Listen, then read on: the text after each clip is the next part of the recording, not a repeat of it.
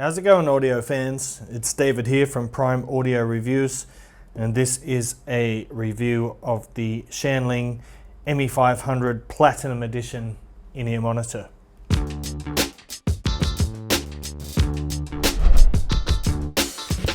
So this is a hybrid triple driver earphone. It's got one dynamic driver and two balanced armature drivers. The price is around $289. Let's have a quick look at the specs here. It's got an impedance of 18 ohms, sensitivity of 111 dB, driver one dynamic, two balanced armatures, frequency range of 20 Hz to 40,000 kHz, and the weight is around 12.5 grams. Now, what's different between this version and the non-platinum version? This one has the platinum plated brass shells, and that improves resistance to corrosion and abrasion. It also comes with an upgraded 8-core silver plated copper cable, and it has upgraded MMCX connectors which have thicker gold plating, which supposedly improves the connection and improves the lifespan as well. So let's get into it, see what's inside. And when you open it, yeah, nice selection of ear tips, several types. You get vocal ear tips, soundstage, balanced ear tips, bass ear tips, and you get a couple of pairs of foam ear tips. I've already removed one pair of foams, which are on the IEM right now. You get this nice leather case, and inside there, the earphones in another foam insert. Let's take that out. Also in here you'll find the cable, and finally there is a small cleaning brush as well. Here's everything you find in the box. You get your tips, the case, the MMCX cable, and the earphones. Let's have a quick look at this cable. Silver plated copper. You got your transparent plastic MMCX connectors with a preformed ear guide. Down here is the aluminium Y split with the Shanling logo and a matching cable chin slider. And down here you get a little Velcro tie and a straight 3.5mm jack. So there they are, the earpieces. They look great, they look fantastic, and they feel really nice. They're quite hefty.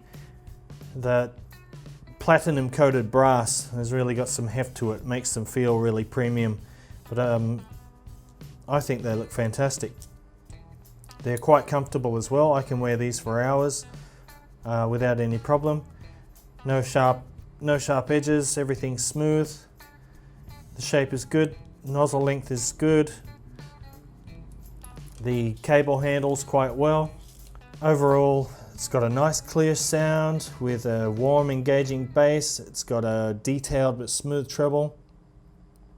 Quite upfront sound, good note density, good vocal density, vocal size. The bass is nice and punchy, but the bass is also very tight. The solidity of these brass shells eliminates any unwanted harmonic resonance, so the bass control is really good. So you get this powerful bass that's also extremely controlled at the same time.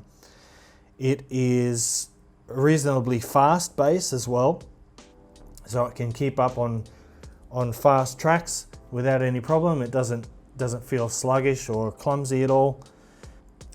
In this song, Bitch Niggers by Dr. Dre, throughout the song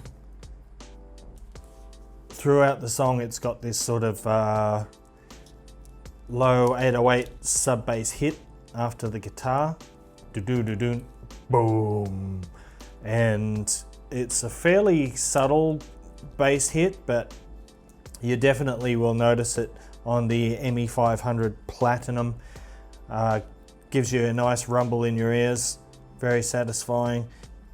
So you'll really hear those bass hits, and that's why I love dynamic drivers. They just have so much authority and extension in the lower end. The mid-range is fairly neutral. It has a little bit of warmth added, which makes the sound more natural. Sounds more inviting and a bit warmer and a bit more natural. The clarity is really good. Maybe not quite as clear as some other earphones in the price range, like the BGVP DM7, for example. The DM7 has better clarity, but this one has more tonal accuracy. It sounds more natural. Yeah, so the mid-range is smooth, well articulated, it's emotional, it's rich, but it's also very clear. Instrument separation is good. Coming back to this same song, at the beginning of this song, Bitch Niggas by Dr. Dre, there's just a guitar playing and Snoop Dogg talking, and the ME500 PE, nice and clear, really good clarity. The vocals sound natural. You can clearly hear everything, but I find this a good. The beginning of this track is good for testing clarity on an earphone. It's just simple, it's clean, there's not too much going on, but it gives you a good idea of what you're going to get. Now for the treble is nice and crisp. It's not sibilant, it doesn't have sibilance, it's not harsh.